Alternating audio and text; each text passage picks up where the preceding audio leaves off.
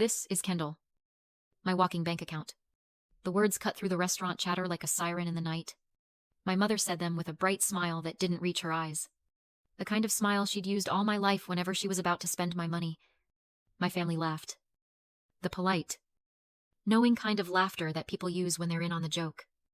Even if it's cruel, I felt their eyes on me, warm and expectant. And for a moment, the tablecloth pattern seemed to blur beneath my plate. Then, something shifted. My cousin, Anya, sitting across from me, exchanged a look with her husband. Her voice, quiet but firm. Cut in. Auntie. The single word carried over the fading laughter. Sharp as a trumpet note in the still air. The room froze. My mother choked mid-sip, her Chardonnay spraying from her mouth onto the crisp white tablecloth. She coughed, sputtering, her face going pale, as the realization set in that her casual pronouncement had been challenged in front of the entire family. Anya's voice remained steady. I think you mean, this is your daughter, the one who works 60 hours a week to support her own kids. The sound dropped like a hammer, breaking the moment wide open. The laughter died instantly. Guests at nearby tables turned to stare. My sister, Chloe, shot Anya a venomous look. My father, who had been chuckling, busied himself with his steak knife, suddenly fascinated by its serrated edge. And in that silence, for the first time in my 36 years, I felt the weight shift. I wasn't the one exposed anymore. She was. I had always known this dinner would test me. Family birthdays are supposed to be joyful. But for me, they were a battlefield of a different kind. My father was turning 65. And my mother had insisted on a celebration at a downtown Chicago steakhouse where the chandeliers dripped with crystal and the waiters glided silently with silver trays. It was a stage set for a performance. And I was always cast in the same role, the generous benefactor. I chose my outfit carefully, a simple black dress, understated, a silver locket from my late grandmother around my neck. My life had taught me that blending in was safer than drawing attention, especially in front of my mother. At 63, she had only grown sharper with her demands, more entitled with her requests.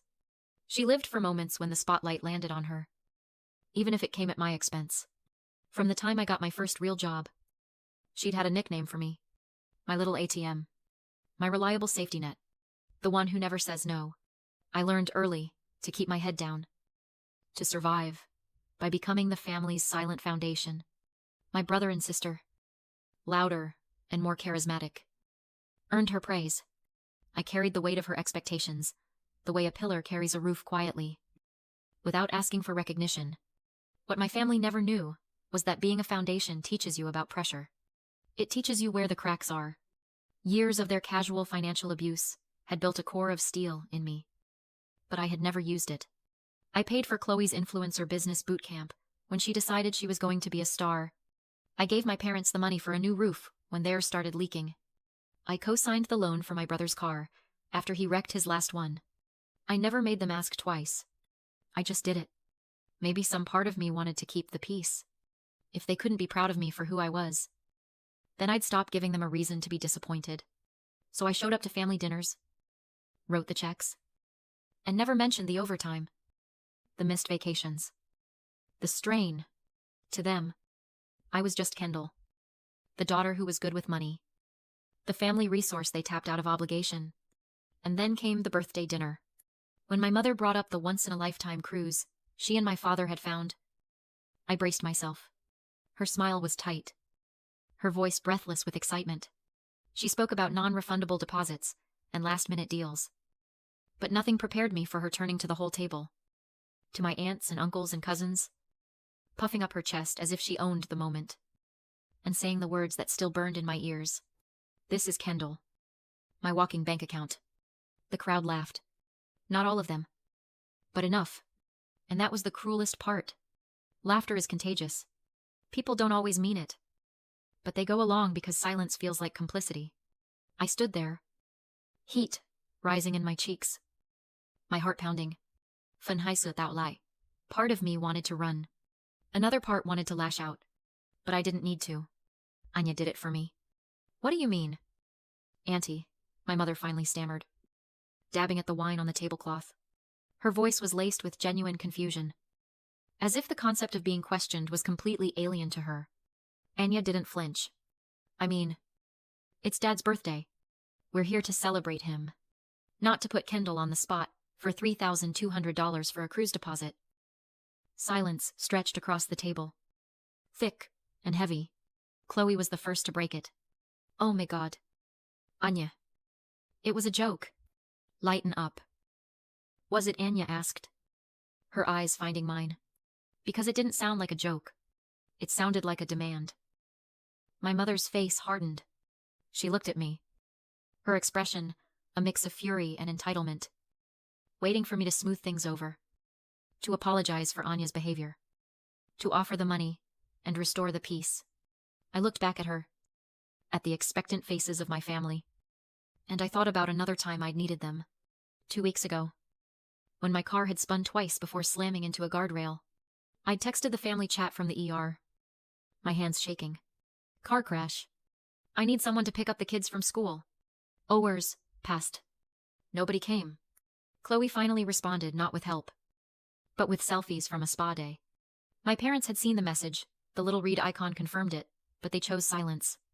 It was Anya who left work early, picked up my children, Leo and Maya, and took them for pizza, listening to my mother wait for my inevitable agreement. I felt the distinct, satisfying click of a lock turning deep inside me. I said one word. No. People think devastation happens all at once. In a loud room with witnesses. But most devastation is patient. It trains you. It teaches you to take up less space. Inch by inch. Until you are a whisper in your own life. I grew up just outside Chicago. In a suburb where the neighbors knew the schedule of the garbage trucks and the names of every family's dog. My father was a manager at a logistics company. A man who was good with systems and bad with people. Especially the people under his roof. If a system broke, he fixed it. If a child hurt, he ignored it. That was his method. Ignore. Deflect. Move on. By high school, I was the responsible one. Not because I was born that way, but because someone had to be. My mother tried to manage life with grand gestures and flimsy budgets. The way people of her generation patched everything with hope and credit cards. She loved us out loud and bankrupted us in private. And those two forces canceled each other out until I felt like zero. On Sundays, she'd talk about the importance of family, of sticking together. Then, on Monday, she'd call asking for a few $100s to cover the electric bill. Money I knew was really for a shopping trip. The manipulation was constant. Humiliation loves a quiet phone call.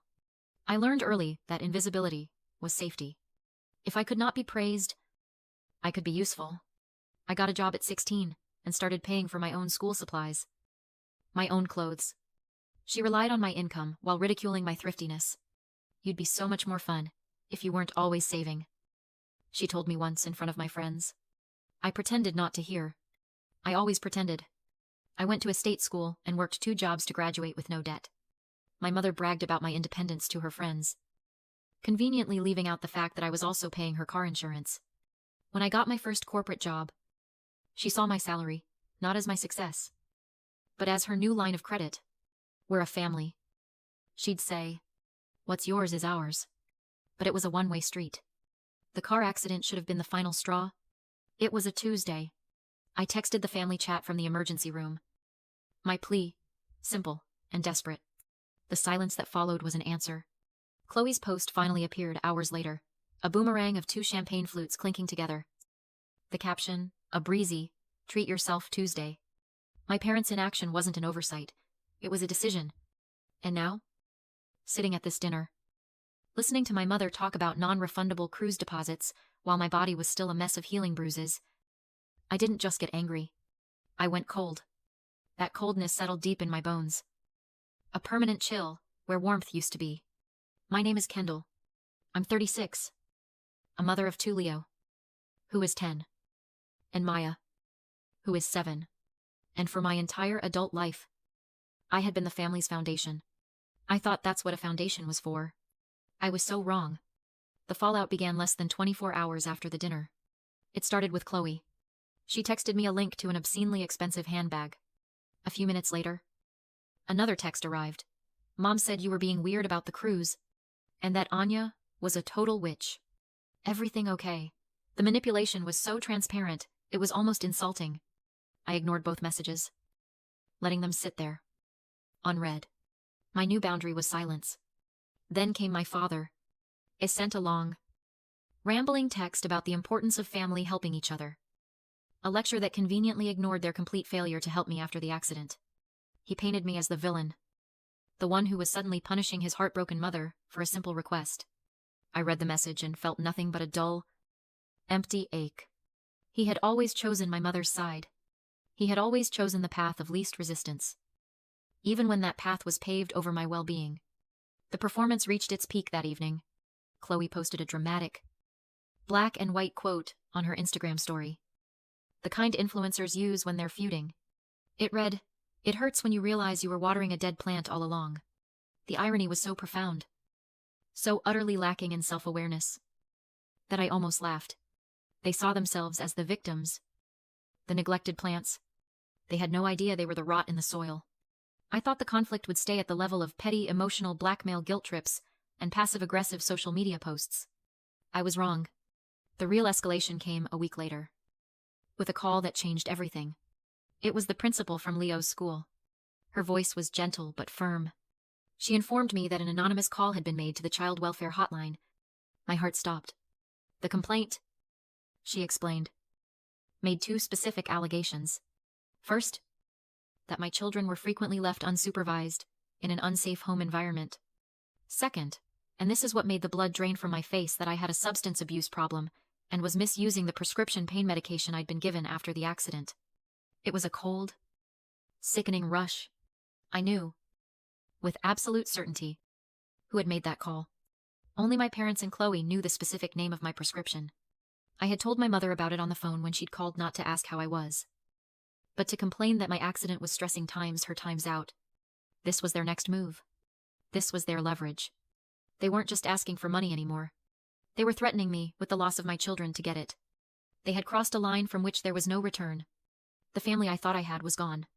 In its place stood a group of strangers willing to destroy my life for a cruise. That night, stewing in a potent cocktail of fury and fear, I did something I should have done years ago. I launched a full financial audit of my life. The malicious hotline call wasn't just a threat, it was a trigger. It pushed me past grief and straight into a cold, methodical need for facts. I spent hours online, pulling credit reports, downloading bank statements, and untangling the web of financial enmeshment I had allowed to grow over the years. My hands didn't shake. My mind was clear, like a winter sky after a blizzard. I was an analyst at my day job. I was good with details, with patterns, with finding the signal in the noise. For the first time, I turned that skill on my own life. That's when I found it. A credit card, opened 6 months prior, with a major bank I didn't use. My name was on the account, and listed as an authorized user was my sister, Chloe. The balance was over $12,000. I scrolled through the statement, my breath catching in my chest. The charges painted a vivid picture of the curated life Chloe projected on social media boutique hotels in the city.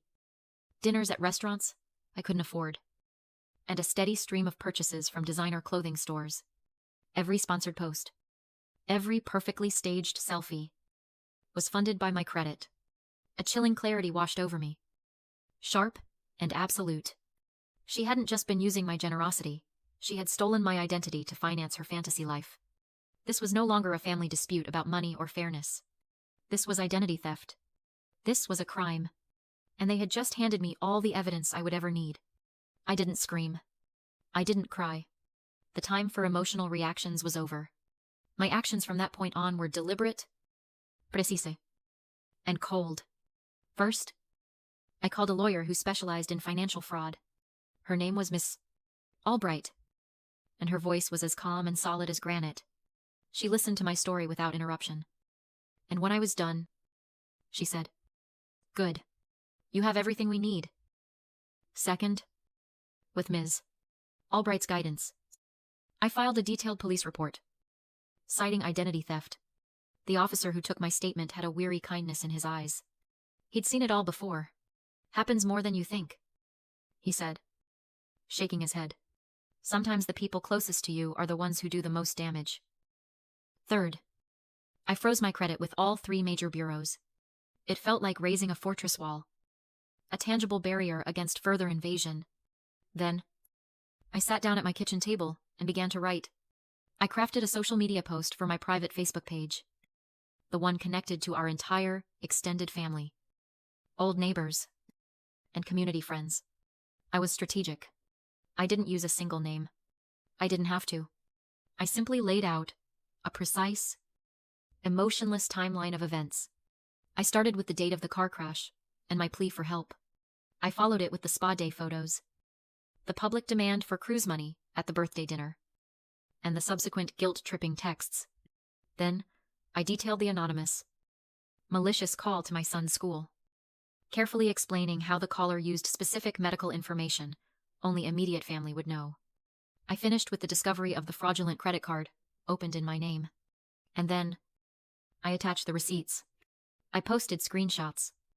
Side by side, my desperate text in the group chat next to Chloe's smiling champagne boomerang, a redacted copy of the time-stamped call log from the school principal, and the crown jewel, a redacted copy of the credit card statement, showing thousands of dollars in charges for designer goods and luxury travel next to a screenshot of Chloe's Instagram feed, where she was wearing or using those exact items.